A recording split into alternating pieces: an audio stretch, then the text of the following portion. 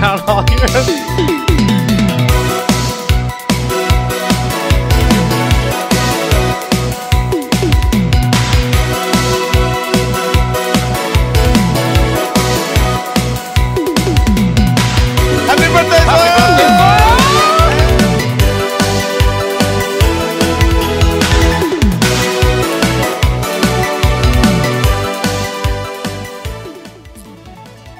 Hello everyone, and welcome here to Town Hall Heroes 143. Bum bum bum. I'm Solid Jake. We've got Zoya. We've got Bakery. Dunk Train is experiencing back pains or something. He went to the doctor. Hopefully, pinched nerve. Pinched nerve. Ooh, in his back.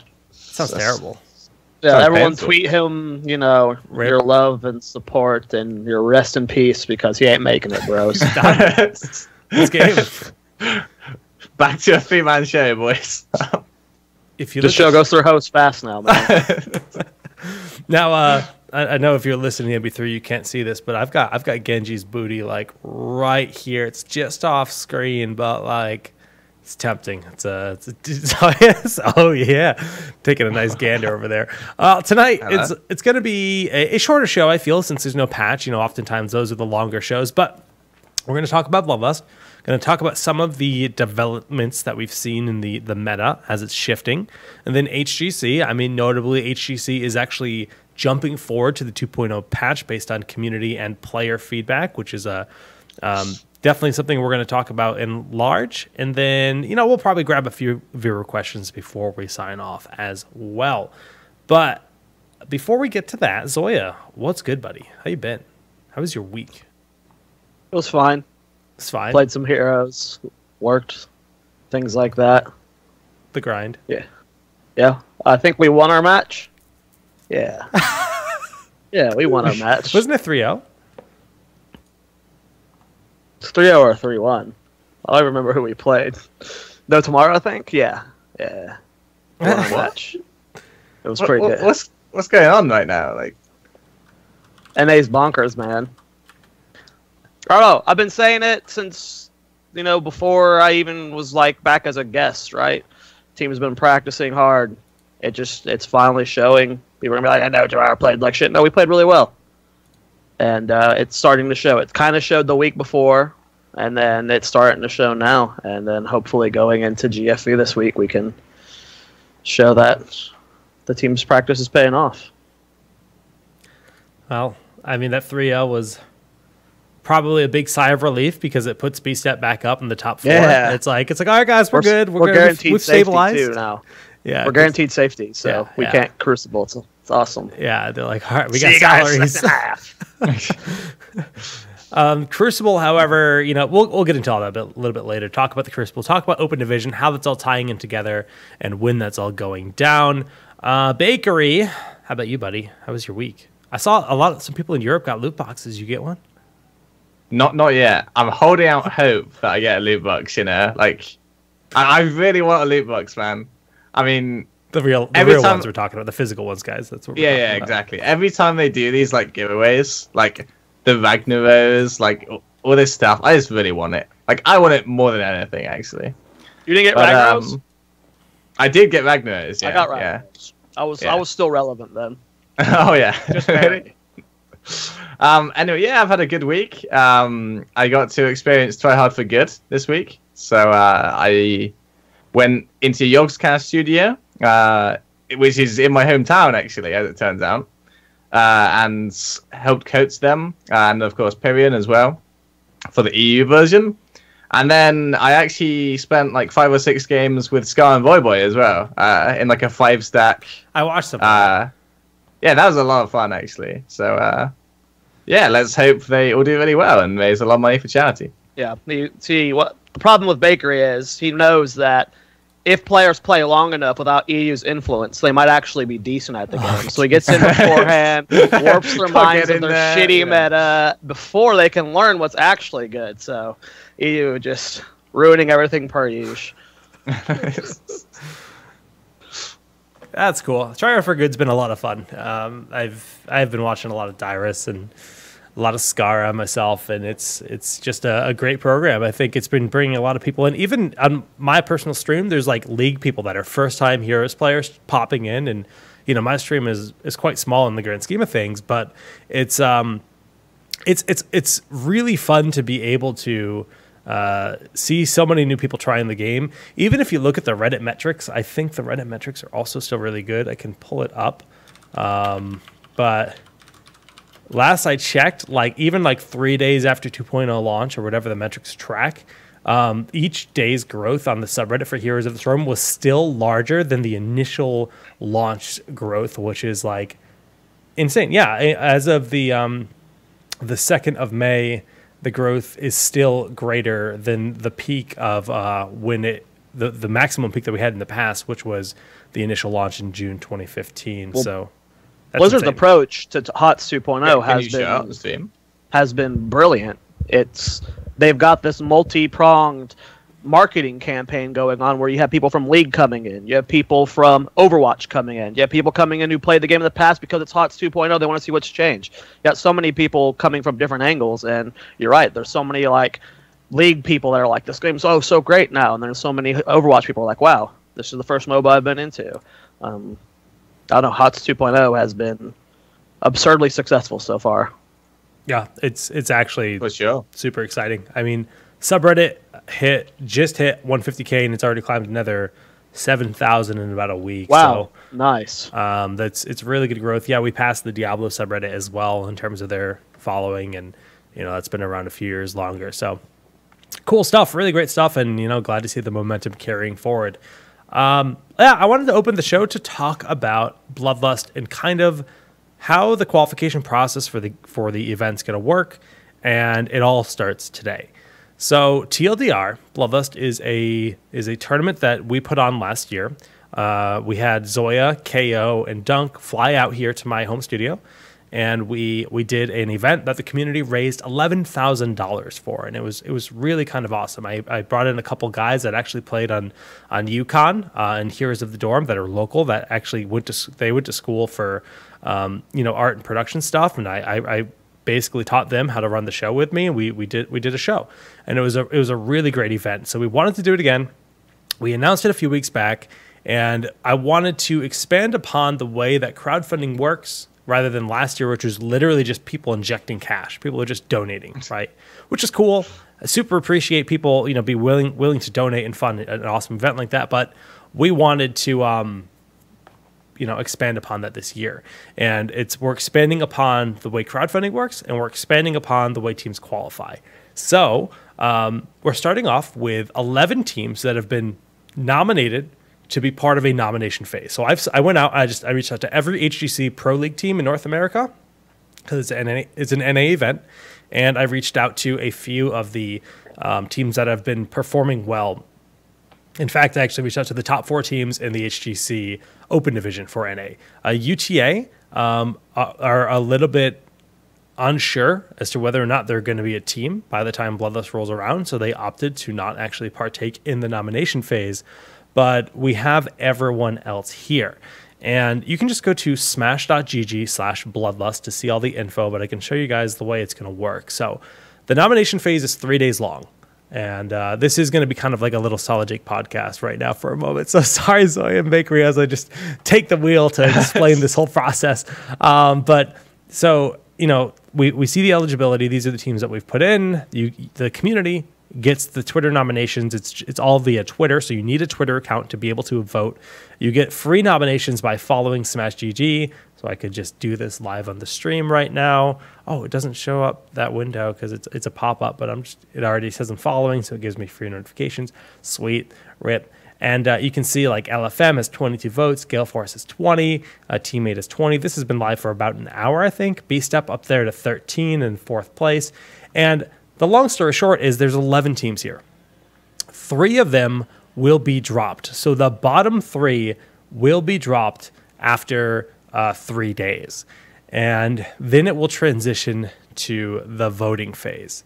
So the voting phase is a little bit different. It's not Twitter-based. It's you earn votes by being basically a SmashGG user.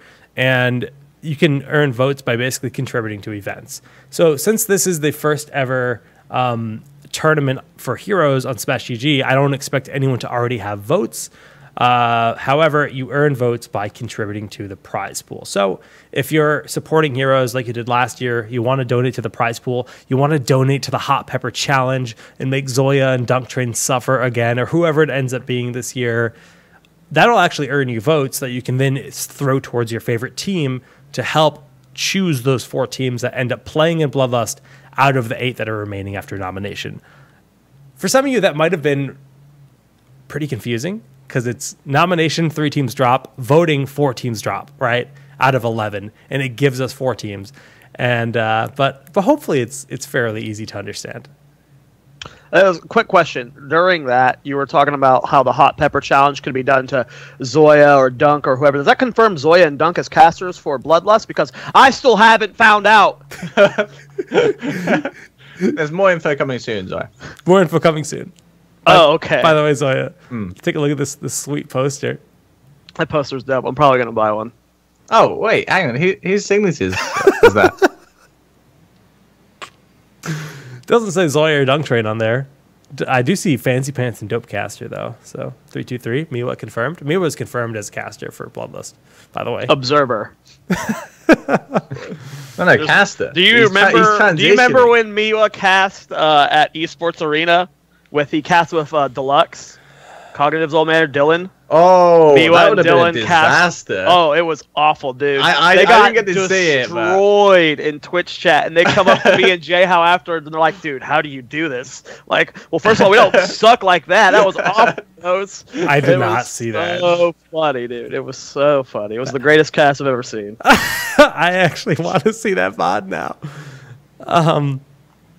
Well, to round out this segment, the finish of the plugs here for Bloodlust is, like I said, last year it was literally just a direct contribution to the prize pool. We got $11,000 to unlock all of our stretch goals, but it works a bit differently this year. If you say, hey, I want to contribute $3 to the prize pool, you say $3, and that goes directly towards whatever you want. So $3 towards the Town Hall preview show, a live Town Hall the day before the event here, with whomever is casting the event. We're going to do an episode live. That can be unlocked. You can put that $3 towards the Hot Pepper Challenge. You can put it towards the prize pool, or you can make Zoya smash a birthday cake. There are other goals. So stupid. You're so dumb. I can't believe that. You're so dumb. I love it. There are other things that can be unlocked. Like last year we did bounties, and bounties can be unlocked, but you have to fulfill the Pepper Challenge to unlock the Smork bounty and the Bloodlust bounty, as well as Caster Karaoke. Caster Karaoke would just be like Friday night, late night. We would literally sing karaoke. I'm going to make everyone stand up with wireless mics in front of a green screen that projects the music video of whatever song they're singing as like a late night. I'm so hyped for that, dude. People think whenever I always sing on streams and stuff, like people in Gilly's chat used to say, like, Zoya's such an asshole. Why is he singing all the time? He's trolling us. I'm like, no, I just love singing. I wish I had a good voice because I would literally sing as much as possible. But I'm so hyped to do karaoke. I can't wait. I hope it happens.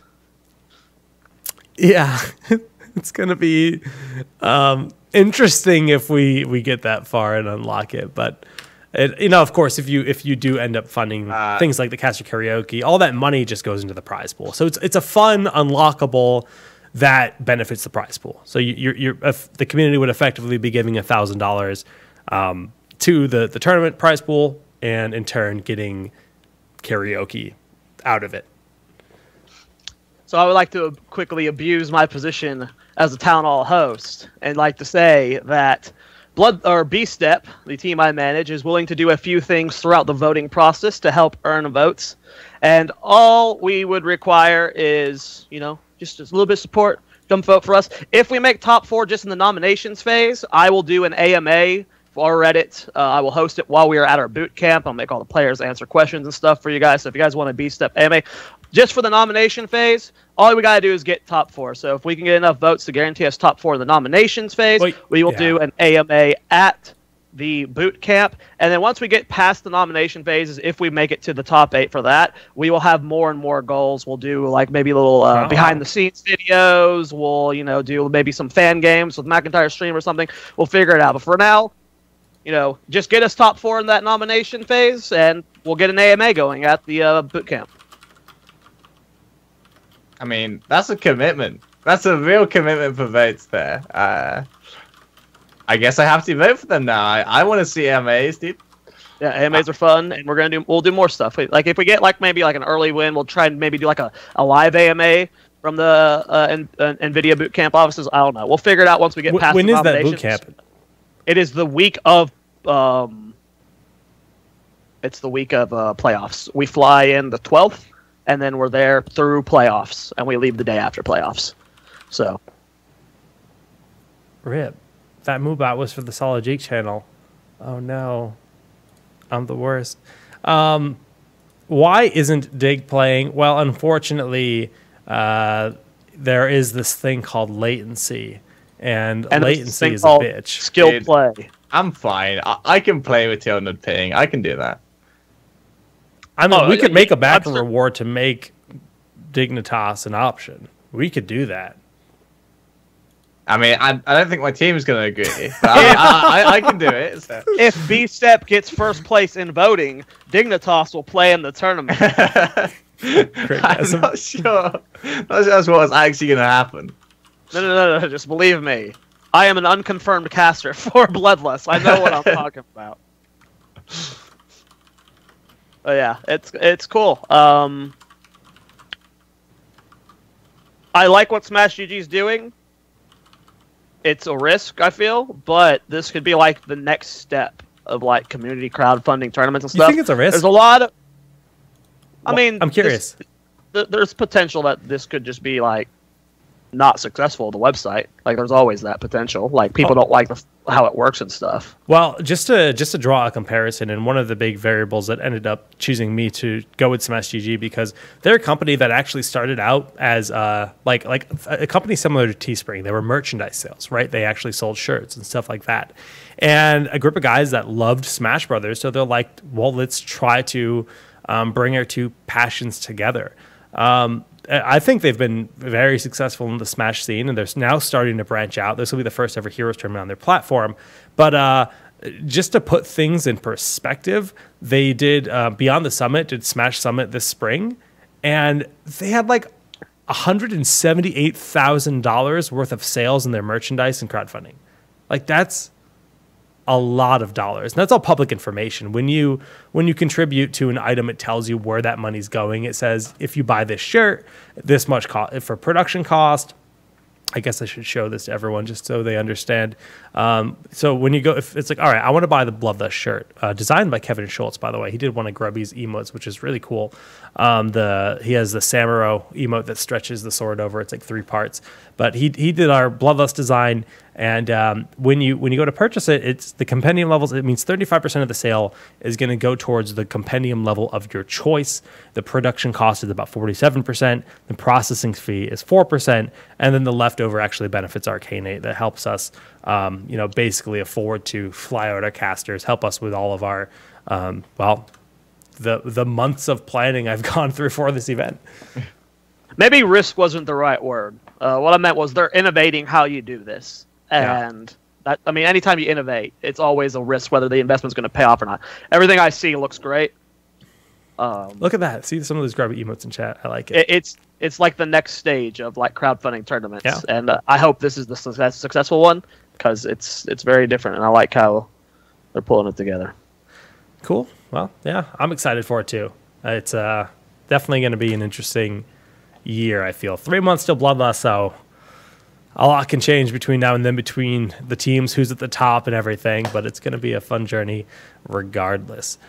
Speaking of change and things shifting, let's talk about the current meta, some of the adaptations we've started to see out of the teams, and I'm going to open the discussion with Zagara, who was, she dropped off. She used to be really prominent towards last summer.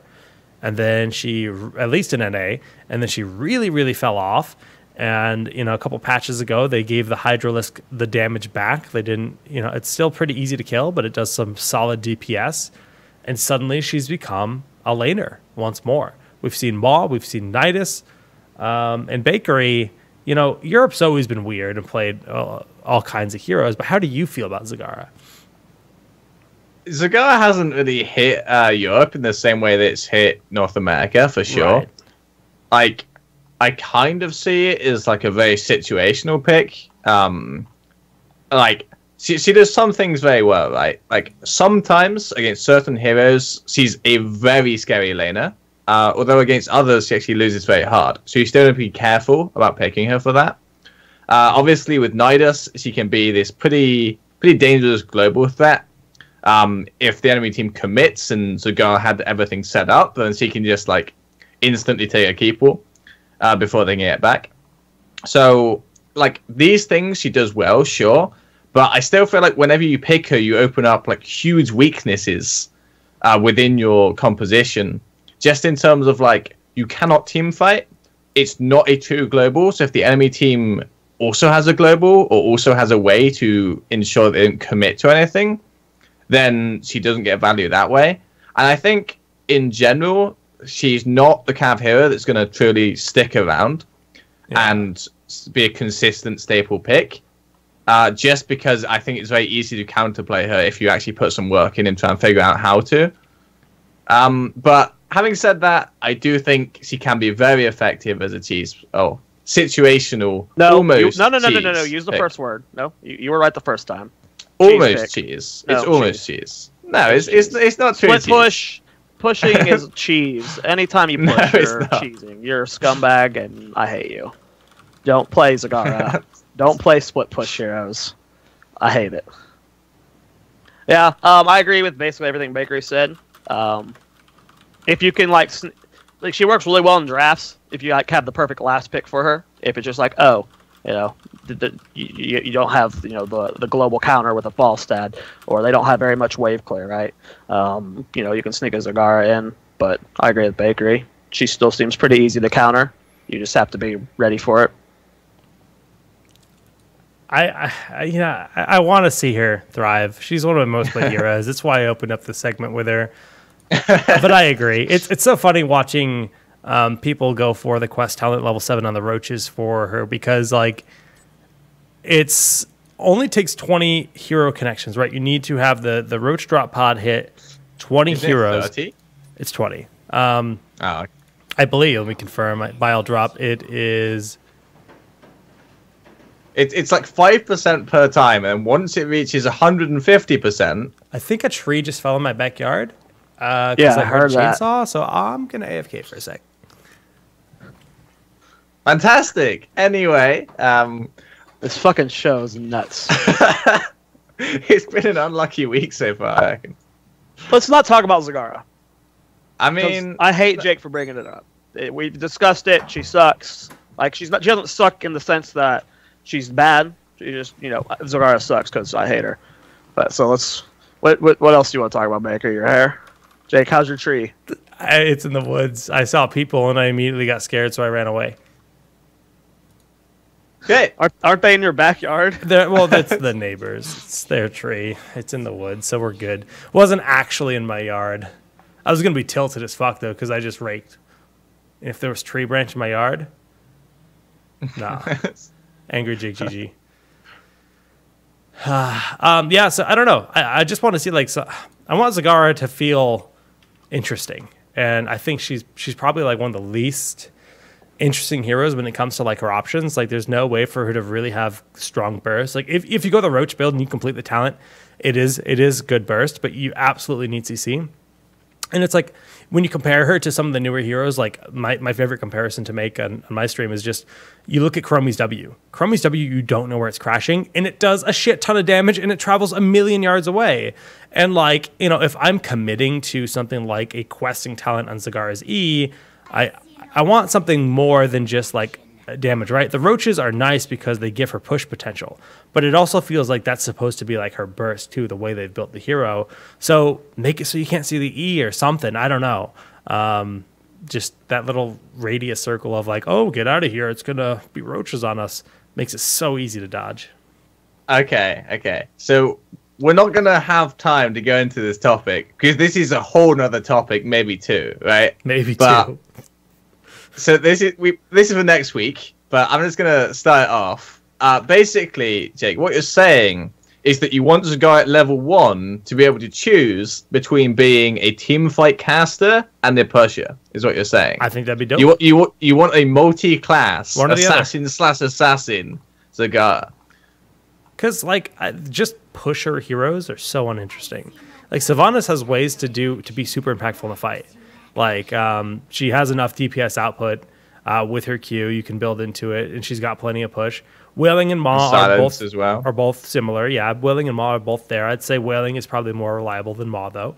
And Zoya, you're getting a good giggle. I'm getting so... Yeah, Jake, let's let one of the most toxic play styles, split pushing, also have the option to trick you in drafts. So you're like, oh, they could go split push. JK, it's burst Zagara. No way. No way. You shouldn't be able to have that option because there's no way to draft around it. You need to be like, well, I gotta be prepared for both split push and for burst. I mean, nuts. I think burst Zagara is the worst idea I've heard today, actually. But in terms of Zagara actually being able to talent into team fighting, in terms of trying to like control the team fight with roaches and with the hydras, like camp zone controlly, I can definitely get behind that. I think like that kind of used to be what she did when it was like 2 charges of Hydralisk. And she like. It was like, what was it? It was like a patch where she didn't do much siege damage or something. Or no, it was before the patch where like there's nerfed all the tower HP. It's before scaling changes, and she still had like 2 charges. And she was like kind of zone controlling. Whoops. Zoya, your birthday cake's 45% complete. Already? Fantastic. That's what I like to see. Some people in chat caught my blunder. It was funny reaching out to Zoya and be like, hey Zoya, I'm gonna make the community fund you smash a birthday cake. He's like, no one will pay to watch me smash a birthday cake. No one will pay. I'm just like, Zoya, we could probably raise $1,000 for you to smash a birthday cake. And 2,000. 2,000. I would be 500. He approached me with that idea. Last year, I found out randomly that I had to sing "Happy Birthday" to Colaris. It's like, I don't remember us discussing this, Jake. Nope. I just at least this year, he's approached me with everything I've seen so far. We'll find things to surprise you with. Actually, there are hidden backer rewards that no one, especially the casters, cannot know. But that's something to look forward to. Why are people paying for me to smash a cake? Y'all are nuts. Well, we can also talk about Abathur. Abathur's been getting a lot more play as well ever since some recent changes. I don't know if it's because just we're seeing only Dahaka and Falstad be the globals, and they're being locked out every once in a while, and they're trying to find some more global pressure with something like Abathur. I'm looking at this one game. It's actually, they did the full Abathur, Illidan, Rhaegar, Greymane life, and let me pull up this draft here, actually. It was Tempo Storm in this situation, but I mean, do you think Abathur's also kind of back? And I mean, he's still been around in EU a little bit. This is the worst. Abathur is back for sure. Yeah. It sucks. Not sure if I'm happy about it, to be honest. No. But, You're not, bro. Don't lie. You don't have to be like fluffy on this one, man. No. I mean, I actually like the hero. I actually like seeing a game with Abathur and be like, oh yeah, dude, that's Abathur. Nice. Like, that's a fun hero. That's unique, But then he's just popping up more and more. And every time you play against it, it's like, damn, that seemed really annoying. Like, I didn't enjoy that at all. And then it happens the next game as well. And, yeah. I don't know. Abathur's back for sure. He's absolutely, really, really good. the worst timeline, right? You know, you've got all these little cool crossroads coming in. We're like hitting Heroes 2.0. All these fans coming in. We're all baited by how happy and the potential of the future is. And then it's like, double support. Abathur. Zagara. No! It's such potential for good time, and then the meta is just destroying all my happiness. I'm curious at how aggressive of a balance patch we get, because double support is something that like the majority of the community seems pretty darn upset about. We had multiple games last night that were double support, double warrior, maybe an assassin. If you're lucky, you're going to get one assassin in that game. And it was just like watching some of the team fights. There was a game that was Lucio and Luther. And the level 16 talent for Uther, I can't remember the name of it. It increases all healing received by 30%. Paired with Lucio. And then double tank with like Rejuvenescia or whatever. Like, it was just like, this is disgusting. That no one can die. That you can't die. It's insane. There's just armor for days, like mega heals coming through, and it just, you watch the fight and it's like, well, it's going to be like watching an Overwatch team fight. Everyone casts their heroic, maybe someone wins. And that's it was weird. I didn't like it. Before our resident support main goes ham, I want to get in my opinion before Bakery talks the rest of the show about supports, because this is a very interesting. They're in the spotlight right now for sure. Supports are in the spotlight. I love the idea of supports doing damage. I think support should have the ability to do damage. I feel like support should be able to trade in lane if they play well, right? They should have that option. But the healing right now is just too much. It's just too much. They need that. We've been building up to this point for so long, where we've just been adding up and adding up and adding up, and because we keep buffing the damage as well. You keep buffing the damage, keep buffing the health pulls. We need to buff the healing, right? And everything's getting to a nice spot, but now healers are healing way too much, in my opinion. And now we're at the point where you can run these double support comps with double tank. You can keep everyone alive, and you just have to wait for someone to be out of position. You know, the better team, whoever catches someone out, whoever has just the slightly better trades, they're going to come out on top. And I think it is the most annoying meta. Promote meta was pretty bad. That was really bad. That was really bad, dude. This is getting close to the same annoyance level for me. Maybe like if this lasts for a few more weeks, man, double support is killing. Well, you know, it's weird because we've just transitioned out of the shield meta, which was equally it was equal. It was equal. Shields were bad. Tassadar and Zarya just got the nerfs. No. Like Shield of the Storm wasn't that bad because like shields are a skillful thing where you need to time them, and then you should play around. Oh, I can't die because we have shields. So it's like, it's not fun to play, but it is skillful, actually.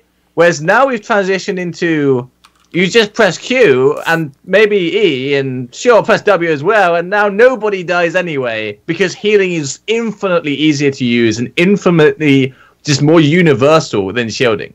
So this is a way worse meta. No, I agree. There's just an abundance of healing in it, and again, it's the healing wouldn't be a problem if Lily wasn't doing insane healing as well as keeping up with Vala and damage. Right? I love again. I love the idea of supports being able to do damage. I think that option should be there, but they shouldn't also be healing for more than other damage dealers while doing the same as right. Them, like that's why I like.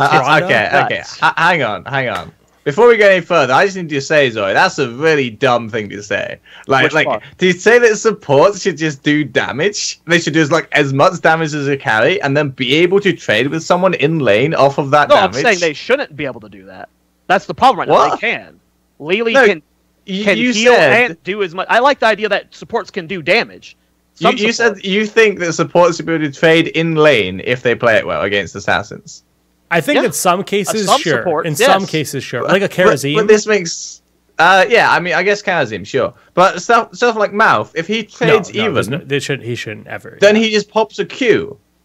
And a Q heals literally like 50% of his health bar. Okay, I'm not meaning like... I'm not meaning like trying to like bully someone out of lane, right? I'm talking about just... If you sent like pre-patch, or even probably in this patch too, if you sent Uther bot lane... But like, think about pre-patch where he's like no value, right? Uther bot lane has no value in lane. He can't do anything in lane except for heal other people. He's got no wave clear. He's got no way to trade with his opponents.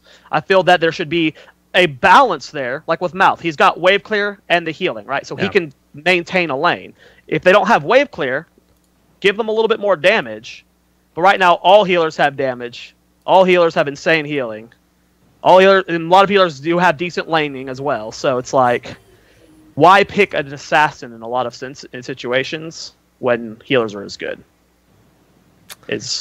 You're right, and that's the inherent problem. And I think, that's kind of just the support situation that's got to be figured out one way or another. Lily and Uther are kind of the hot topic in terms of like these heroes put out huge numbers. Oriole too, man. Huh? He's nuts. Who? Oriole can do some numbers too. Oriole, they just buffed her damage, which is like, I thought it was super weird because she was just becoming prominent again, and then they gave her love. And like, Detainment Strike is already like a big playmaker, but then you give Oriole good damage and clear, and it's just like, whoa.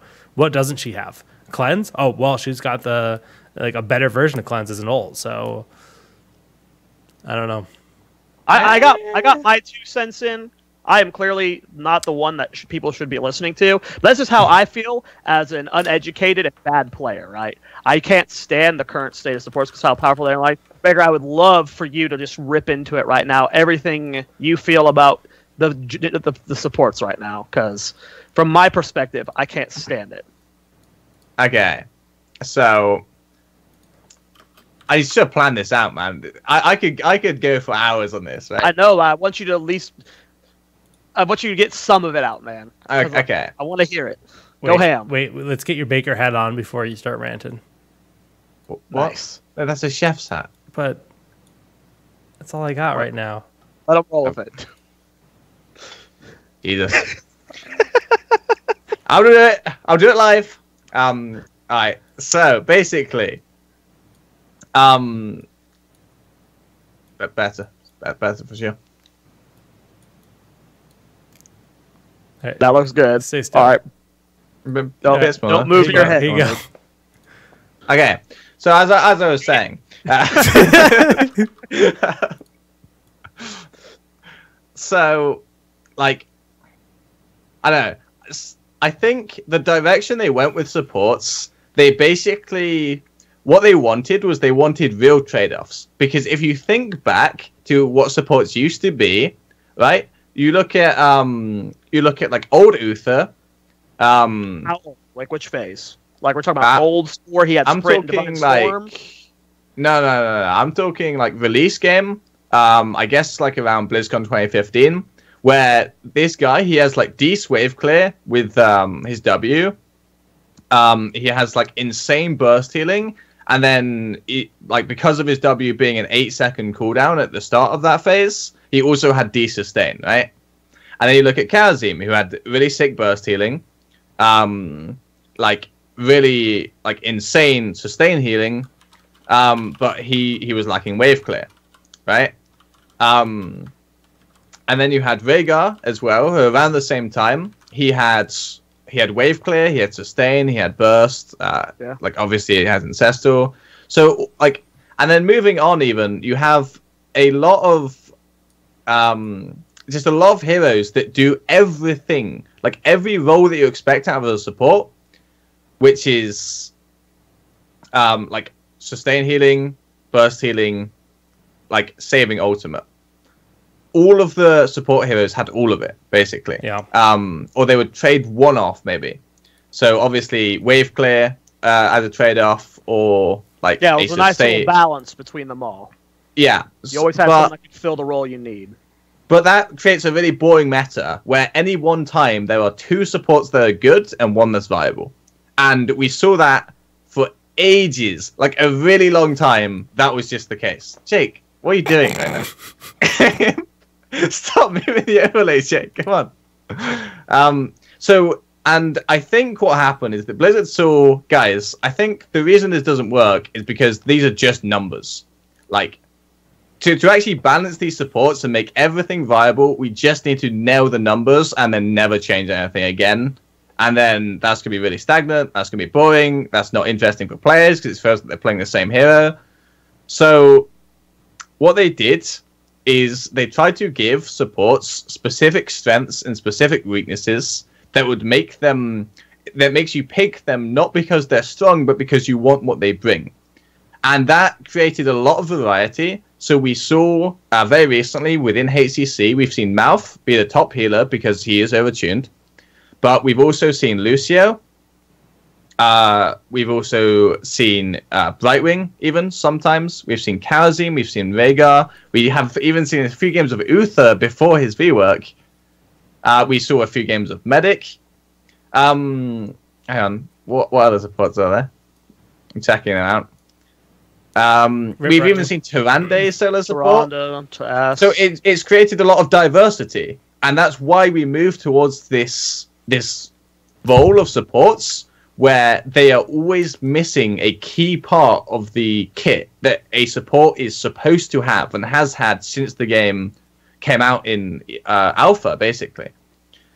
But this has created a situation where if you want to run a proper team comp, one that you know has very limited weaknesses, and you want to use like a specific thing, while also not exposing yourself to something else, then the only option right now is to take...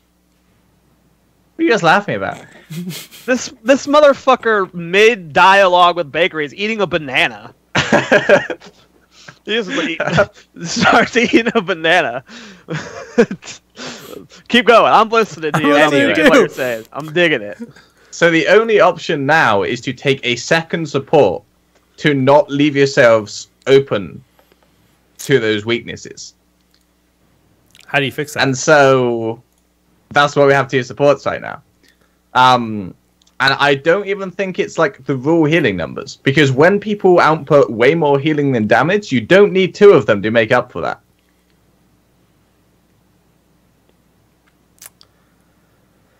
Yeah, I think that's a lot of good points. With how each certain hero has a specialty, and they're starting to get good at those specialties. So whenever you have healers who can fill certain roles while doing everything okay, you end up balancing out pretty well. I think another part of the issue is just consistently over time, damage dealers tend to get nerfed more than buffed. And it's... I disagree with that one. Dude, there's very few heroes in this game right now as an assassin that can make plays and like just straight up destroy someone. Like 1v1, you outplay them, you're gonna be able to just straight up dumps for them. We used to have that with Sylvanas back when she used to be able to blow up people. Jaina, we used to have it with all these assassins. They recently, again, I'm not saying this wasn't justified. Recently nerfed Valera because she was capable of taking someone out almost all by herself. That probably did need to be nerfed, but there have been several situations over time where an assassin can do flashy carry stuff, and they've, for the most part, consistently nerfed that and gone more to a... It's a tough call because whenever you make a hero... If you think back to old K1 Pro, old Zuna, when they used to blow someone up with Sylvanas or Jaina, right? That was probably a bit overtuned, but it's been... maybe nerfed a bit too much now at this point. Maybe we bring back some changes in the past, rebuff a few damage dealers. Cause I feel like right now, can you think of any character that can straight up just carry by taking someone out of a fight, like just by completely catching someone out of guard and then just outplaying them? There's kind of late game Zeratul for sure. But compared to the past, there's very few options now that fill that role. But I think it was just bad balance in the past. So obviously we had a period where Jaina used to come from the flank with sprint and one-shot someone. Yeah. Again, I think that's just bad balance because she was the only hero in the game that could do that.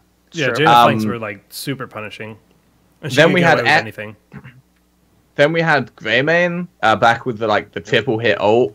And whatever, and he could do kind of the same thing because Cocktail would hit for the full damage in the first target or whatever, and then you would I'm not trying to say that those nerfs weren't necessarily required or weren't bad. I'm just saying maybe at this point revisit some nerfs in the past, or maybe just revisit those heroes that you nerfed and figure out what can be changed to bring some damage to those around. Because right now I just don't feel like there's too many flashy options in this meta that can pull off. It's weird. Like some of the flashier heroes like don't even see play. Like theoretically, like Ulrich's a hero that can absolutely pop off and tear someone in half based on his kit, right? The potential is theoretically there. Just the risk and the chance of it ever paying off doesn't seem to ever be worth it. There have been definitely ups and downs for sure, like any game, as they try to figure stuff out. I think one thing the game is at its best at right now compared to ever before is the more and more heroes have multiple heroic choices, which builds on cool stuff. We're starting to see Tyrael Judgment come back into play. And that is one of those moments where it's like you find someone in a position, you can absolutely dumpster him, but it's never one hero doing that. It's never one player. It's always about duos. You find that Judgment, you throw the Curse Bullet in, Grayman and Worgen form goes forward, boom, that mage is dead if she steps out of line, right? If you have like Tyrael Grayman, and that's a pretty common pairing. And I think that's kind of what Heroes is. It's a team game. It's a team fighter. And should one hero be able to just dump on another hero? Sure, if the matchup is really bad for them, absolutely. Should they universally be able to just be a big flashy playmaker on their own? Like, it's hard to balance that. It's how do you define that, right? It's about combos with multiple heroes, like just getting their blow up or getting their stuff lined in my opinion. That's how I see it, and that's where we see those kind of plays. Maybe it just needs like a mentality shift from a lot of players in the community, because across MOBAs, across games like this throughout history, it's assassins that do the killing and like tanks are supporting and supports are supporting. But maybe you have to look at the baseline, Zoya. Like so many people look at League, they say, okay, you can be a carry, right? Heroes doesn't even have individual leveling. So therefore, well, that wasn't even my point. I know, but like I'm just saying, like fundamentally from the ground up, your ability to even be a carry, to be farmed and fed to the point where you feel like you can rip someone in half. A lot of the times, it's not the hero's base kit that's allowing them to just go off and pop off on someone. It's the fact that they've been fed. It's the fact that they've been farming all game. It's the fact that they have the right items in place. And Heroes doesn't have that, and never will. And like sure, quest talents kind of bring a little bit of that in there, like but I think Heroes is about the duos and the roaming pairs and stuff like that. Am I wrong, Bakery?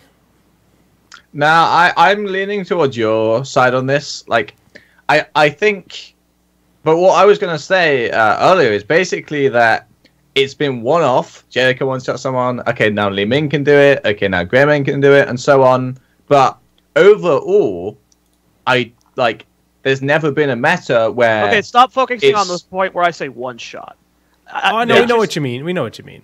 I don't necessarily mean you 100 or 0 them in a half second, right? But yeah, be able to, individually make a play. Just body someone, yeah. Well, so in terms of that making a play thing, we have Cassia, who can do that for sure. Yeah, right now. At that point. That's a recent hero. We have Genji, who, okay, he can't do it in a short space of time, but he himself, if not dealt with properly, can stand on the flank and kill 1, maybe 2 backline completely alone without any help from his team.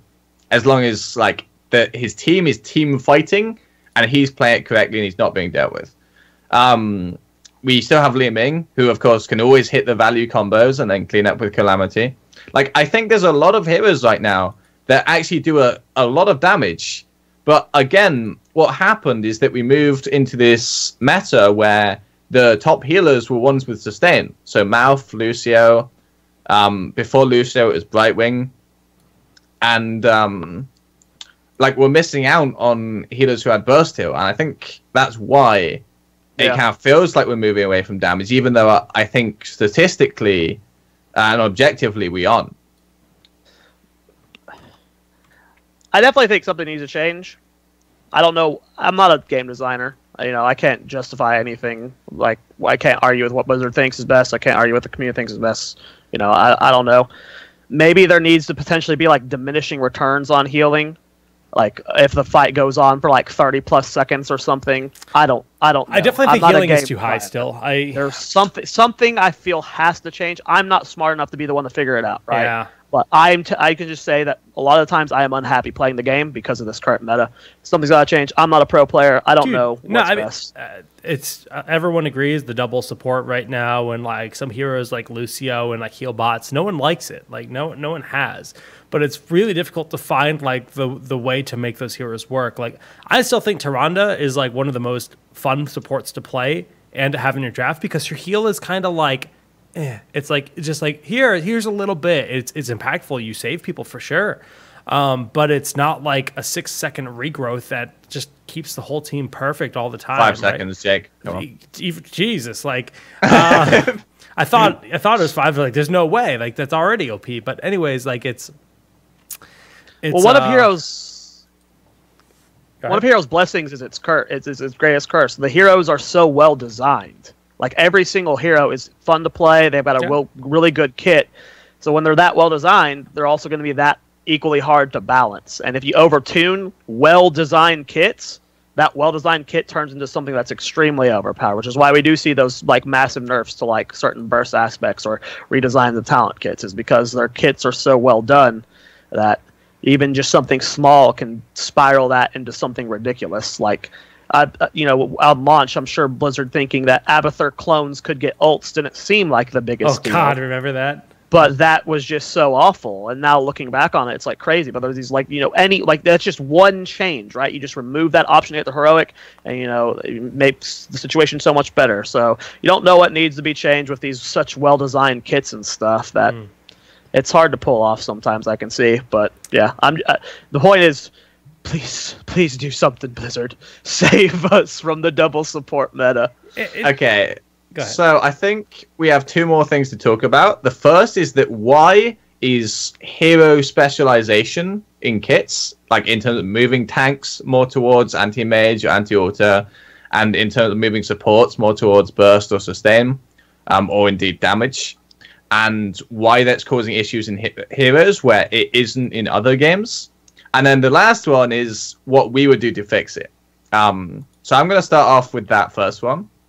I think the issue that we have is that, and this is a point I made... Repeat what the first one is. Like, repeat the basis of what you're saying. Yeah, so it's, why is specializing hero kits and specializing hero roles in, like, towards anti-mage, anti-auto, or burst hero, or sustain hero? Why is that an issue for heroes? Can you give me a specific example of a hero you want to break down?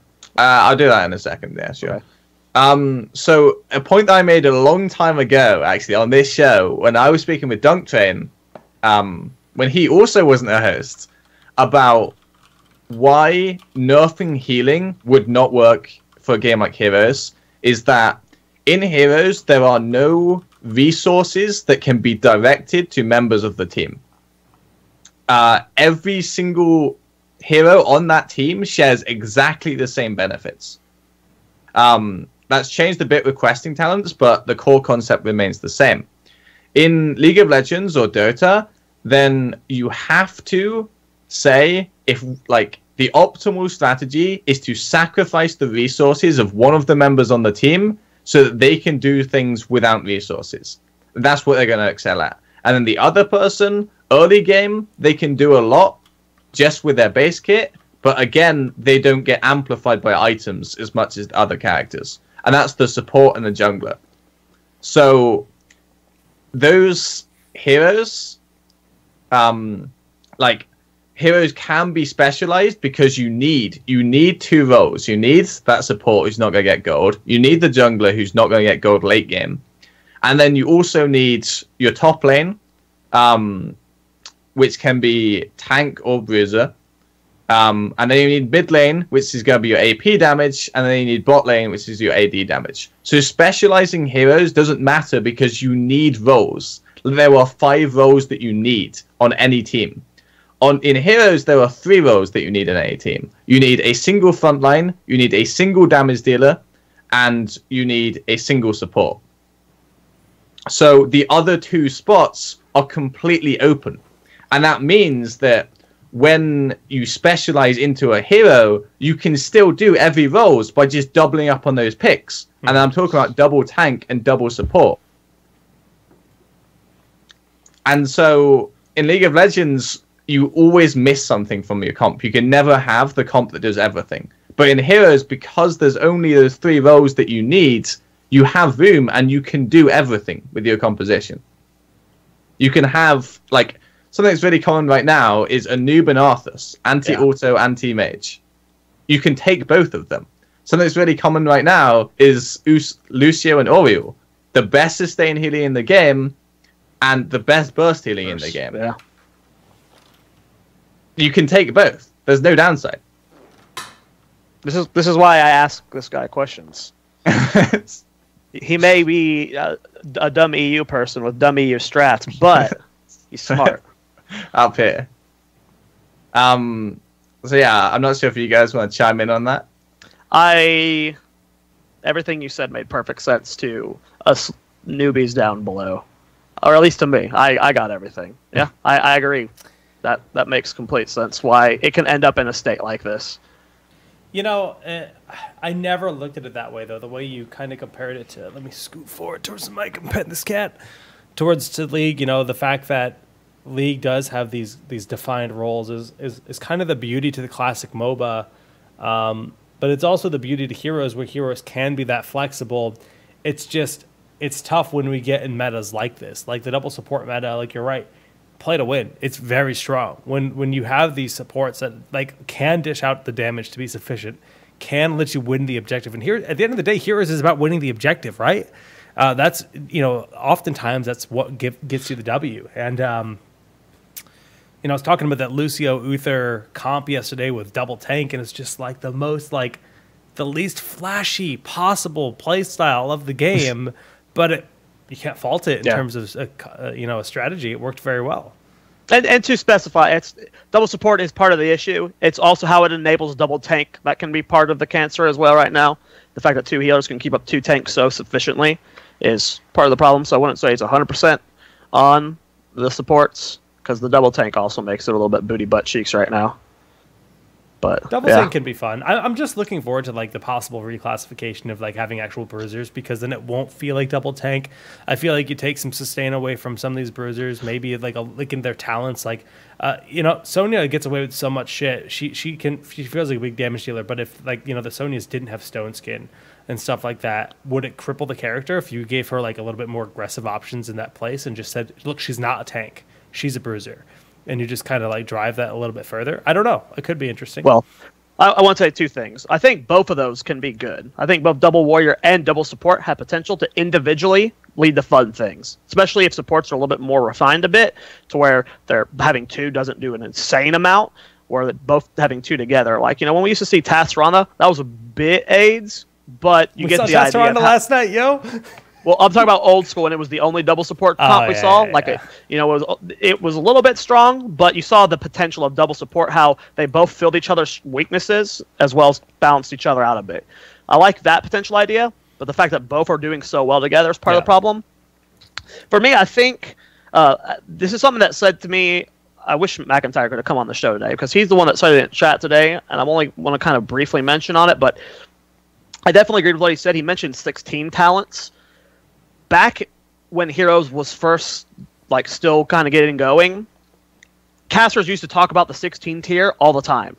16 was just as important as 20 and 10 on almost every single hero. 16 was a power spike that would allow you to, if your hero was lacking wave clear, you could potentially get a good wave clear talent there. If you're a hero like Sonya, that's what reminded me of it. If you're, you know, a little bit lacking on the survivability, you get something like Stone Skin that enabled her to be, you know, a little bit tankier late game and stuff.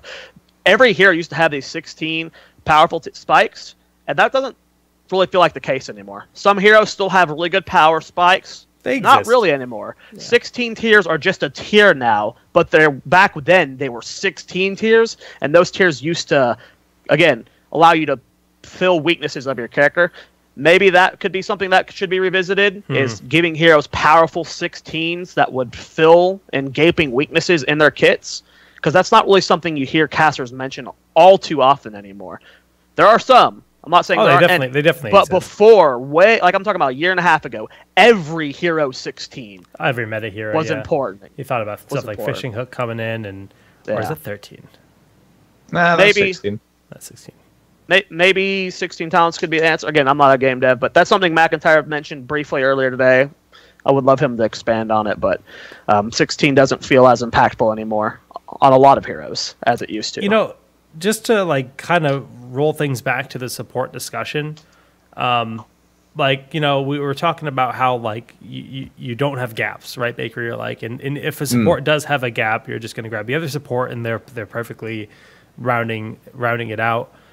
Do you think there's a good way to incentivize more of those big damage dealers? Like, is there, like, how do you take away that double support? Like, if Lily is always going to have solid damage, is nerfing Lily just going to put someone else in that role? Or is just going to put a Medivh or a Zarya to fulfill that like secondary support instead of Lily in that spot? Or how do you get the Thrall in that spot, or even the Ragnaros? Because those are two heroes that kind of felt like they don't need the support as much. They've got the self-sustain. They're frontline hero. They do well in the lane. You know, then they got defined as laning heroes. But yet, even now, they've fallen off in the laning hero phase, and we don't really see Thrall or Rag consistently whatsoever. You're more likely to see a double support. So, I think, honestly, this is kind of like a map issue. So, in other MOBAs, how you end the game is that you do damage to the structures. So, that necessitates that you have damage, like structure damage on your team, and because of the way that attacks to structures work, both mages and AD carries do about the same damage, just because the like AP and the like lack of armor and so on. So it just necessitates that your team has to have a lot of damage to actually end the game, and the respawn timers are generally a lot lower over there as well. But the way that you win the game in most maps in Heroes of the Storm is not through damaging the enemy structures yourself, it's through taking the Immortal, taking the boss, capturing the altar. So that means that effectively damage in heroes works out as like a tug of war of how much damage are we doing to them? Are we doing enough to push them off of the objective and give us control? And as soon as you are doing more damage to them, and it doesn't really matter how much damage you have overall. If, let's say that you have 50 damage, obviously random number, completely random, and they have 70, but you have 80 healing, and they have 40 healing, then you win on that damage tug of war. And that's all that matters, because that gives you the objective. True. So, yeah, going back to your question, how to incentivize damage, I would say buff hero damage to structures and nerf objectives, or make it so that objectives give like an aura to heroes. Like, let's say boss and cursed hollow, it gives an aura to make heroes damage structures 50% more, but the boss itself nerf its damage by 100%. Or something like that. Obviously, I don't know the numbers. So rather than the boss being a pushing tool, you're thinking the buff to be the pushing tool on a hero who's a percentile buff. That's an interesting approach. So it wouldn't be like, you know, in Hanamura we have items, and items are flatlined. They work, you know, the same no matter who they apply to. Whereas an aura is a different beast, right? The aura would benefit one hero more than another, you know, which is. Actually, I never really thought of it that way, but that's actually could be really good for the game. As much as I love the idea, though, anytime you add something that's like a mechanic you have to think more than 2 seconds about, Blizzard usually leans away from it, right? But like this, 30% buff, like super simple, like 30% attack damage buff on structures, boom, and that 30% is hence more based on what your DPS is. Like, I mean, I understand it. That's simple. It's like. I get it. I'm just saying I don't think that's very likely Blizzard would do something like that. I like it. I mean, I don't know. Like,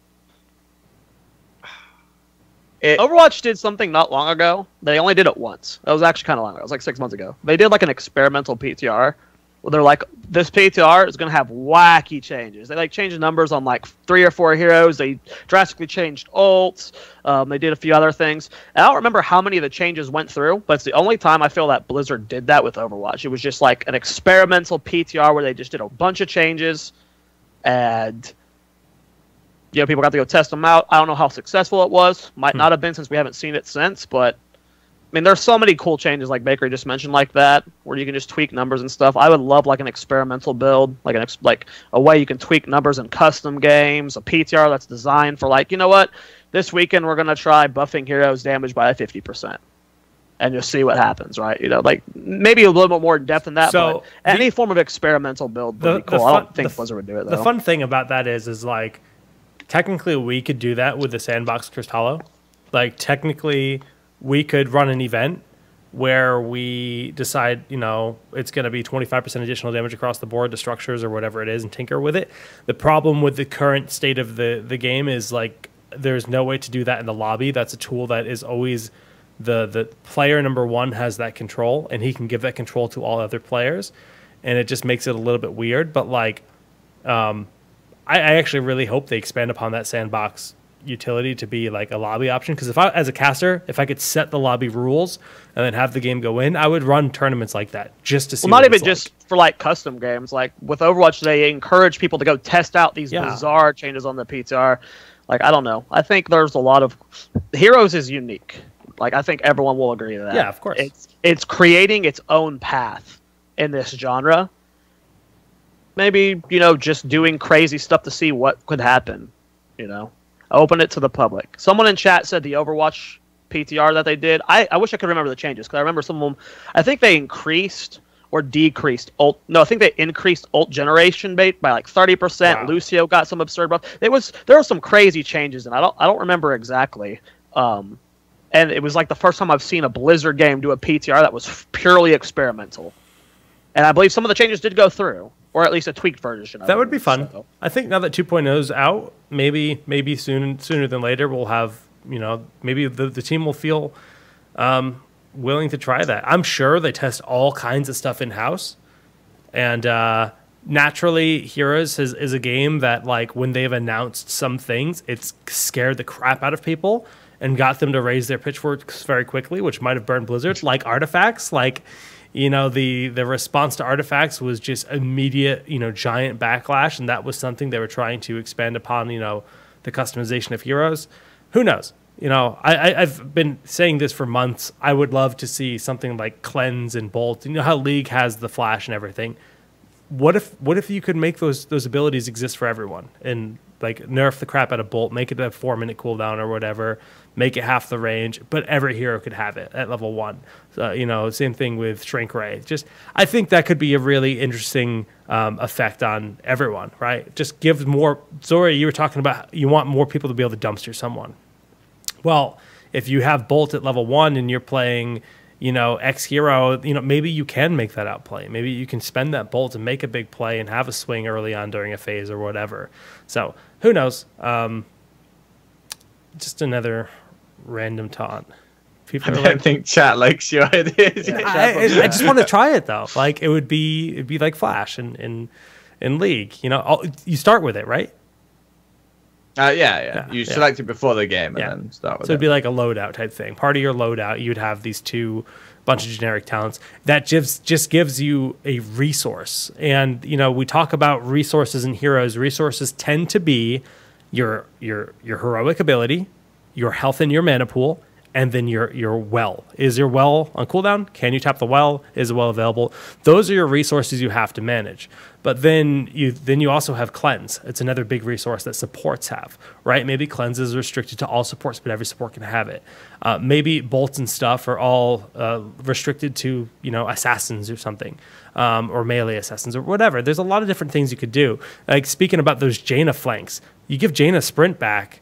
And guess what? Maybe she's back to her former glory, but it's a super long thing that you can only do once every 3 or 4 minutes. I don't know. I just like the idea of. I think resources are one of the things that make a lot of the most successful esports super successful. CS:GO, Dota, those games are games of resources, right? It's a huge part of the narrative. It's a huge part of the strategy. It's a huge part of what has made those games so fun to watch, because you can, it's a tangible thing. You can just see like, well, this isn't available.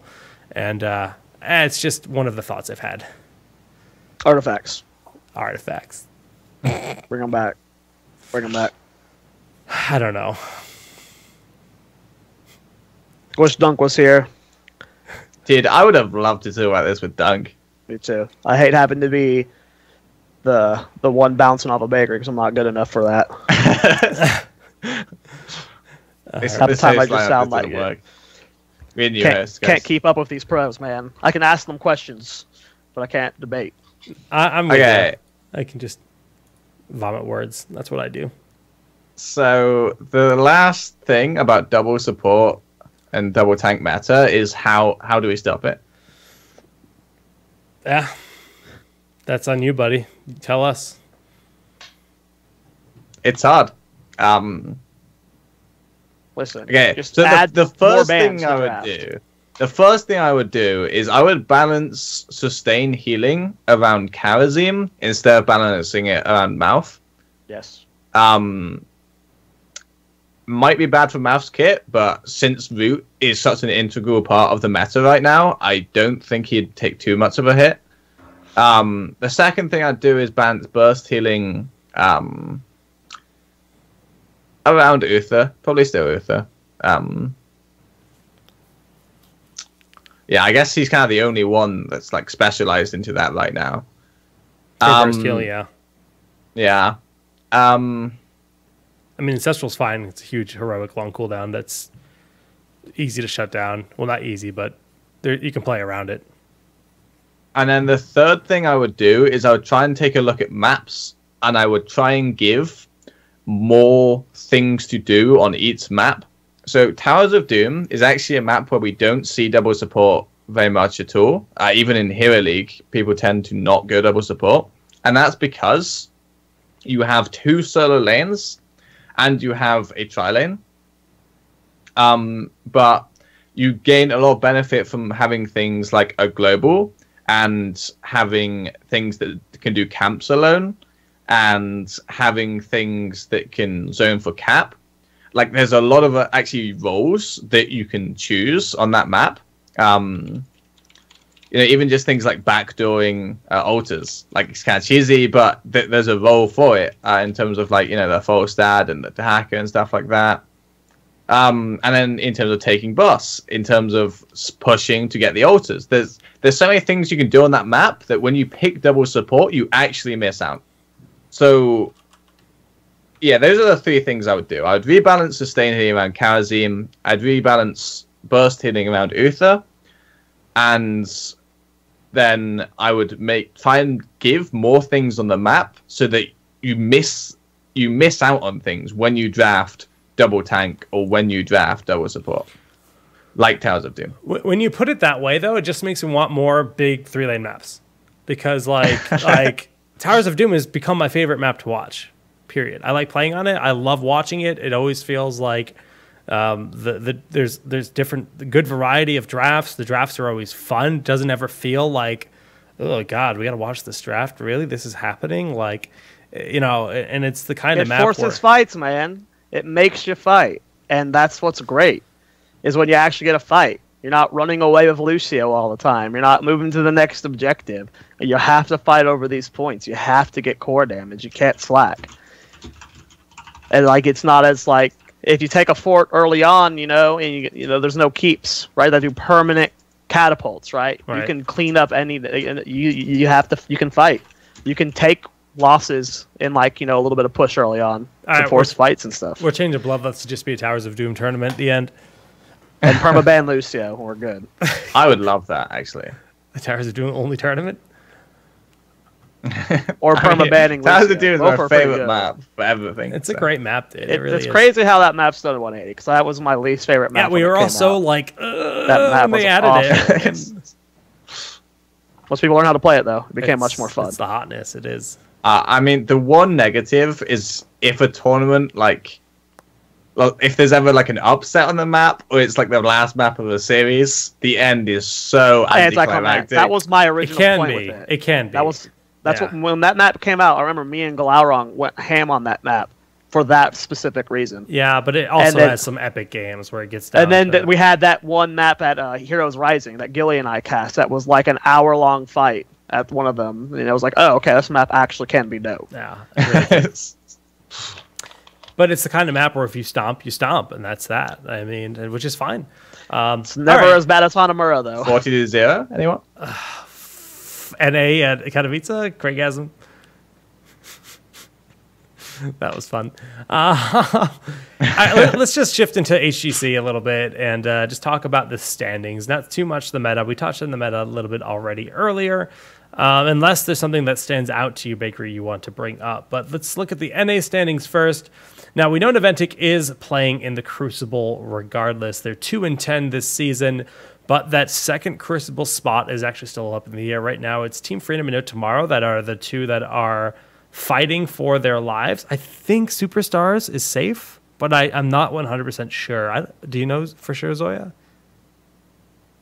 I just zoned out so hard. Do you know if Superstars is safe? I actually think it might be possible that they go to the Crucible. Three teams. It's 3 teams. It's Superstars. I believe it's are they safe? Niantic. It's 3 teams that are in the Crucible. It's Niantic, Team Freedom, and No Tomorrow. No Tomorrow. So I think Niantic everyone is else. Guaranteed, I think basically. Maybe Superstars. There's like a 2% chance they can't make it, but I know it's mainly those bottom 3 that like the main contention's for. Yeah. Superstars probably isn't safe. Okay, someone inside said they are safe, so yeah. Okay, they are safe. Yeah, I mean, RG is even saying in chat it's possible for Niantic to get out, but like, it's everything has to go perfect. Very unlikely situation. Like they got to beat Team 8. That's going to be a challenge. They can do it, and then next week they would have to beat. Superstars. Okay. So it's easy maths. It's easy maths, right? So every team has to play like 14 games, right? So Superstars have 2 more. They have head-to-head win over No Tomorrow. So even if they lost their next 2, they'd be 5-9, which is No Tomorrow's best score. We're good. We don't need to do math. Superstars confirmed. We're good. Okay. Yeah, we're good. We're confirmed. I didn't hear that. But Team Freedom, I guess they have head-to-head loss against. Dude, I don't try to do math. Stop. This is disallowed from the show. Okay, so I just want to say, No Tomorrow at best can finish 5-9. Team Freedom, like at worst, can finish 4-10. There was a Reddit thread that broke this down very well. If someone could post it in chat, so we don't have to do it on stream, you can just look at it there. You just look at it. Someone did a Reddit thread where they broke it down. Shout out to that guy, but they can post it in chat if anyone remembers where it is. That's great. I want to say about Niantic, they showed life this weekend. Zuna had some plays. That was a good big series. impact, and Tomster looked solid per usual. There was some very clear faults this weekend. I'm really curious about Niantic's future. They're probably crucibled. I mean, they definitely have a good chance of coming back. Yeah, I think so. I'm curious about their future. I want to see what changes that maybe like a little pep talk, some coaching, maybe that roster could be salvaged if a good mentality shift happens.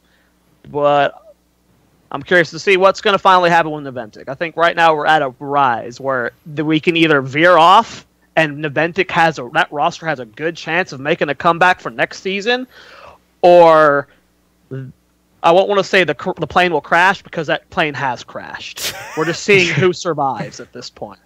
Okay, well, that's the state for NA. For the Open Division teams, LFM leading the pack, even Death Imported Support, UTA, the other 3 that are notable. But LFM seem to be... UTA disbanded, though, right? That's Cure's team.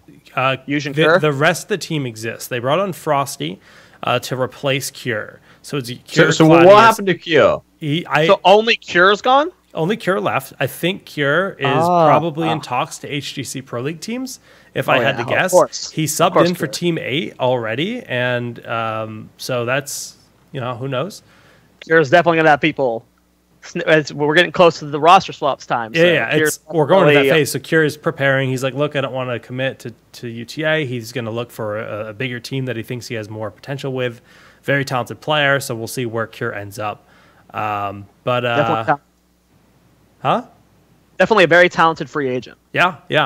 But let's shift to EU because I am actually running out of time here, unfortunately, tonight. So, Bakery, it's still the top 3. Fanatics, Dignitas, Liquid, you guys have pretty much not been challenged. Expert was trying for a little while there. But let's speak about the bottom half here because that's what we're getting to. We're getting to the teams that are going to be eliminated. And is B Genius truly just a team that had a good weekend, qualified for this event, and they're just Garbo? Do you think the open division? They just won, man. They just won their first set. They won their first and he game. Almost it was cried really in that good interview. to see. I was about to cry too. I actually didn't see that. So happy. I was like, oh my god, this is what these guys. This is what Blizzard lives for. There's moments like this. He couldn't answer a single question. He was like just trying hard not to cry on stream. It was. To be fair, the English isn't great from B Genius, True, so that they probably couldn't answer too well anyway. But like the fact he was so emotional as well, it just meant nothing happened in that interview. But it was the best interview yet. Yeah, I love every bit of that. That was so great. I'm so happy for them. They suck, but man, I'm happy for them. Okay, so talking about B Genius, like I'm not sure exactly how their comms work. But from what I understand, they speak in English. Now, that's an issue because 3 of the players speak very bad English, and 2 of them speak, maybe passable English. So it means that... So they started playing as a team. They kind of qualified because... They qualified... And they were the longest running team, apart from now Liquid, like in that qualifier. And they got very good very quickly, and it was a good performance from them. But what it means is that they have a hard skill cap because the communication can never be on that truly fluent level. That's just hard. Because all 5 of them are speaking a non-fluent language. Wasn't it an old Vert Pro that was similar to like that too? Like way back possibly. They have like communication issues too. I remember a team back then did as well. That's always such a shitty situation because there's so much potential. Like 4 fence people plus 1 Russian. Yeah. It's a really kind of unlucky situation, to be honest. They gotta win though. Here's the thing though: is the entire HCC season. Like, B Genius have been so close to being a good team, but there's always something that just goes catastrophically wrong. Like, maybe in the late game, maybe 10 minutes in or something, and it just all falls apart because they can't bring it back. But they've shown flashes of, being a really competent, scary team.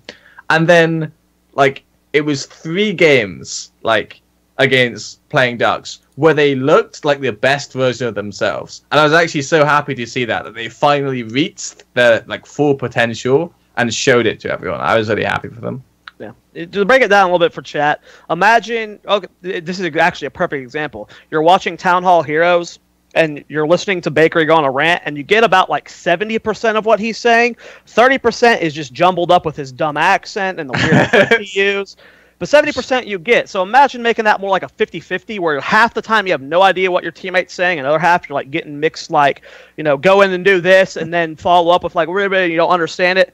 That's essentially what they do at a competitive level. So just transfer your podcast listening to that and you'll understand. What a great example. Huh? Great job, though. I'm just complimenting you on such a fantastic example there, Thanks, man. So... with HGC, one of the big things is people were a little upset by the timing of the patches, how long we were playing on older patches, and they've officially made the call to move up to 2.0 and play on a more recent patch. This was based on community feedback and player feedback for NA and EU. Will not be changing for Asia. But Bakery, what are your thoughts on this as a player? I'm split, for sure. I mean... I think I'd probably be less split if it wasn't such a terrible meta. But I think that is literally like quoting my team right there. This would be okay if it wasn't this awful meta. I'm so happy, but I'm so mad at the same time. That's funny. Yeah. It's a good thing overall. It's just at a really bad time. Well, I think there are just inherent issues in terms of this patch schedule, because either way, like for the first 3 weeks we had the same patch and teams got better and better, and the teams that were like improving the most and having the most efficient practice got the best by the end of those 3 weeks. But week 4 is an entirely different patch. So there's still a really big issue there of jumping between week 3 and week 4. That it's like so let's take this example, right? We play Fnatic this weekend. Last weekend we played Liquid, right? So we beat Liquid. Let's swap those games. Say we still beat Fnatic, but next week we play Liquid. And it's a new patch, and they've done a lot more. They've done a lot better that week. They put the work in. They found some really good strategies. They then beat us next week, and that's the difference between having the top 1 spot and going through playoffs. Just because of the patches, like you got unlucky with the patch schedule, right?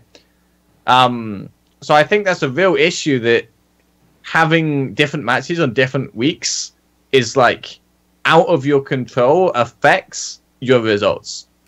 I mean, obviously, the ideal for a player would be to have the same patch week 1 to 5, and obviously even through playoffs as well. But that's not going to happen. This is Heroes of the Storm.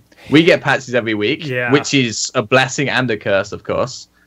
And all in all, I think the healthiest thing is just to maintain exactly 1 week behind live, and never have these like staggered patches that we had for this split, and just constantly 1 week behind live. I think any major changes, put it off even like further, or ban like the new hero or whatever. Yeah, new hero ban is like should always be standard. It's always been the case, anyways. So new map, don't inject it during the middle of a phase either. So it's I get surprised pretty often by Blizzard.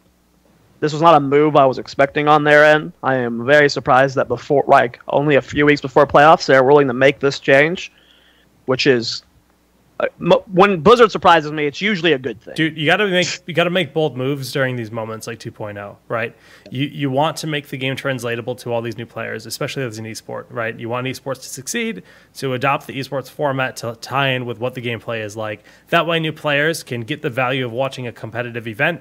To learn how to draft better, learn decision making, all of that good stuff, and I think it's crucial. I'm personally pumped about it as a viewer, as a caster. I think it was always so tough for me to be like, all right, I'm gonna go cast my Open Division match on the live server, and then try to relate it to the HGC meta or the Pro League meta, and it's like I can't. It's like it's a different patch. It's like I cannot try to say these teams are inspired by Tempo Storm or whomever because it's not the same patch. And that disconnect alone was like really just kind of jarring for me. But I think it would be acceptable, right? Maybe not okay, but acceptable if it was maybe even more than a week behind. My main thing was what Bakery said, how inconsistent it could be. Sometimes we'd be on live. Sometimes we'd be a few weeks behind. Sometimes we'd be a week behind. Sometimes we'd be a month. The fluctuation to where the viewer would never know consistency. If it's always 2 weeks behind, right? If it's always a week behind, that is acceptable. But the fluctuation was my main problem with it. It was tough. But, very excited about those changes. Especially this is also a problem that we ran in as a team, is as an HGC team, if we scrim non-top 8 teams, sometimes we have to bring them to the tournament realm, and they are not playing on live while they're having to play on live to qualify, right? So it also makes, so like if we're wanting to scrim LZ Gamer's team, his games in the tournament straight cast are on live, but they want to scrim us, they have to scrim us on a different patch. So they're helping us prepare for our patches, but they're not preparing for their patch. So if we can get everyone playing somewhat reasonably similar stuff, it's better overall. Okay. I don't think we have time to get into this topic, Jake, but why is Open Division not on tournament realm? Like, we have a tournament realm now. It can be, right? It absolutely could be. I don't know. I don't have the answer. That's obviously beyond me. There was like a 1 second facial reaction from Jake that's like, this is something I've talked about to Blizzard. This is something I want, and this is stupid. I can't believe it's not happening. And then he was like, you know what? I will agree with you. That 1 second face was like, it makes no sense, bro. That was funny. Jake just showed all that frustration like one second. It's just like, it's in theory the qualifier to go pro. It should all be identical as across the board, and it hasn't ever been. And I've always found it to be very strange. But there's always it's the first time we've ever had this league format. Always time for things to change. This is every year. Again, we always have to keep in mind every year Blizzard doesn't like expand on what they did last year. They rip it up into a million pieces, build a brand new puzzle, and make it 3 times bigger. Right? This isn't like HGC 2017 is an expansion of 2016. It's a completely different fucking beast. No, it is. Yeah. So like every season we see different things. So there's always going to be these little wonky stuff. But yeah, it's funny as hell. That makes absolutely no sense. Just one of those things that slip through. Yeah. Hey, Baker, have you watched much of EU Open Division? Because I have not watched any since like week 2. Honestly, I don't tend to watch too much. I do keep track of Team Zealot, because obviously Zomnie's on that team. Right. So is Boyok, and kind of friendly with them. So I do watch their games. Sometimes I'm involved. MAA is they're Swedish, right? Aren't they like kind of a younger team? I'm not sure if they actually lost to swap someone away from Swedish, but yeah, they're the mini Fnatic, basically. Oh, those are the 2 leading on the side of Europe for the Open Division. Playoffs are just a few weeks away for NA and EU, and then we'll know who the 2 teams are going to the Crucible for NA, the 2 teams for EU. They will be facing the bottom 2 of each of those regions in best of 7 series, which is insane because best of 7 means all 7 maps could be played, which is definitely crazy. But we'll have to see when we get there. It's going to be a lot of fun regardless. We are going to forego the viewer questions tonight, guys, so sorry for that. We've got to get some stuff going. Can we do one last question real quick? Yes, go ahead. Okay, so are we going to see 2 teams, 1 team, or no teams change from HCC? Oh. In NA and EU? It's still early to say because we don't know the Crucible teams yet. Mm-hmm. Once we know, I'll give you a better idea. I actually think, pending who LFM has to play, LFM will make it in. The second team, they're all too inconsistent. Like even UTA, they do not perform consistently, and they just lost their best player.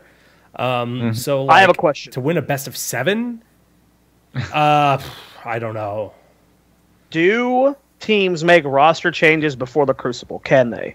Maybe 1 player, but I don't think so. If teams can make 1 player change before Crucible, the Ventic has a chance to 100% qualify. Who do you think this swap happens with? I think LFM can beat whoever the other team though is. I think LFM can if either Team Freedom or who's the other one? No Tomorrow. No Tomorrow get knocked out. I think LFM looks okay, but if it's like between if it's like it just happens to be a poor matchup where it's like they either play the like one team or they play the other team, right? If they just happen to get unlucky and play a new rostered Ventic, the Ventic is probably okay. Because Zuna's played pretty inconsistently this season, but versus Tempo Storm, he had moments where like, oh, that was Zuna. That was my. He did one shot Zeratul, like 1v4, and then get out. Yeah, that was dope. But then he also dived in and killed 2 of his team. Well, okay, yeah. So what I thought was a defendable cause. But I'm just saying, I see my boy, right? I see Zuna. He's there. He's still alive. So there's a chance that roster can still become God. I'm holding my hope for them because Tom Sir was one of my players in the past. I've always loved him. Big Impact has always been one of my favorite players. B-Kid's just been kind of a staple of the scene. I've listed 4 players on the event ticket, but not one, so people understand. Okay, so my prediction is NA will see no changes, and in EU, I think we will see 1. Who? Which one will it be? It'll be... I think Zealot's coming in, whoever they play, and I think whoever is the other team from Open Division is losing, either way. That's my current prediction. But yeah, we can talk about it when we know the teams. That's going to be super cool to preview those series. For sure. Once we know the teams competing in each region, we'll definitely be doing a bit of a preview expectations kind of dealy for that. Before we head to shoutouts, I am going to do an update here. At the top of the show, we started nominations for Bloodlust. The Bloodlust store and the Bloodlust team nomination phase both opened up tonight, and we can take a gander over here to see where it stands. Gale Force looks like... Oh, I'm actually going to refresh to be sure this is up to date. Yep, Gale Force have taken that -- spot. They have 115 nominations. Ooh. No Tomorrow's up there at 72. Superstars at 64. Team 8. Imported's got 47. And B-Step, you're at 25. Zoe, you got... Zoe... 25. Zoya! The fans are not... doing? We don't got a big org behind Get us. a second AMA. Come on. We're gonna get the promoting out. We'll get that. We'll get it going. We don't got a big GFE or a big Tempo Storm Twitter supporting us. You know, we got just us. We got to have the fans rally behind us, man. Damn, that's a struggle. And the shop is also open, guys. If you would like to help support the prize pool for the event, there's a bunch. You can just donate directly, just like we've done in the past. If you would like to contribute, you can make Zoya smash a cake. Actually, I saw that the one thing that's sold in the shop already is one of our limited posters. We're going to be signing posters from everyone that's talent on the event. Whoever those casters might be will sign the poster. There's only 10 of those available. So whomever bought that poster already, thanks, man. Thanks for supporting Bloodlust, because again, you support it. You're supporting the prize pool. You're supporting the event happening, and you get some merch out of it. Or you can just donate directly if you prefer that. And don't be deceived. Just because there is a stretch goal that Zoya smashes a birthday cake, that doesn't mean I'm casting the event. I can do that from here. So it's true. Don't go into this assuming just because my name's on one of the challenges that I'm going to be working the event. That's still up in the air. There's more info coming soon on that front. Oh, jeez, Zoya. All right, let's get to the shout-outs. I got to go eat dinner. I'm dying, guys. I'm so hungry. I didn't eat lunch, and I'm an oaf. And that's the end of that. So, Bakery, shout-outs, my friend. So, obviously, thanks to Team Dignitas and all of our sponsors. This week, we have a really important series against Fnatic. If we are able to win 3-0, then we are almost guaranteed first seed. So we're aiming for 3-0 this week, boys. Damn. Wish us luck with that. Number 1 seed. You won. Of course. We want to skip playoffs. We're really lazy, actually. Nice. Anyway, you can follow me on Twitter, which is @BakeryHeroes. You can follow me on YouTube, which is /BakeryHeroes. You can follow me on Facebook, which is /BakeryHeroes. And yeah, that's about it. Thanks for watching the show, guys. Zoya?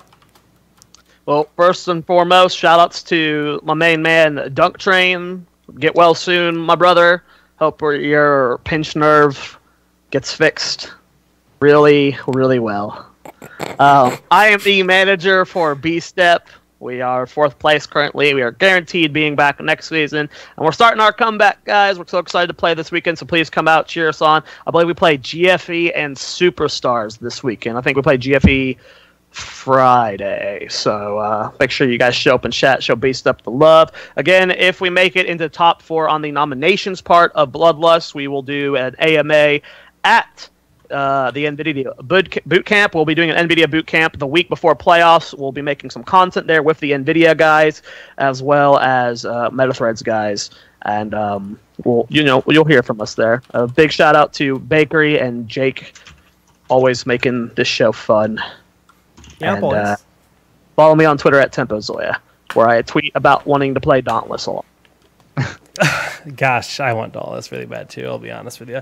All right, for me, super simple as always, guys. Bloodlust. We've got 1 week for this nomination phase. 1 week. It's just from now until next Wednesday, nomination for 3 days and then voting for 4. And that's going to determine the first 4 teams that go to play at Bloodlust, but it's all community funded. It's all driven by you guys to choose those teams. And then, of course, we'll have amateur qualifiers and pro qualifiers later on to determine the next 4 teams. All the info can be found at smash.gg/bloodlust. Go follow us here on Twitch. Go follow us on Twitter. It's twitter.com/arcane_GG, because in a couple hours, we're going to be doing the giveaway for this loot chest code. It's, been cooking. That tweet's been out there. You got to retweet it. You got to follow it, and then you're entered into the giveaway, and that'll be happening in about 2 hours from now live. So why am I lazy, Bakery? Why am I lazy? You didn't tweet about the episode. Oh, yeah. I forgot. I was busy tweeting other shiza. Back when I had this shit on lock, we had Reddit threads, we had tweets. We were good to go. You gotta step up again, Zoya, because this guy ain't cutting it. Wait. Jake's gotten lazy. Oh, gonna stick on it like fish on rice.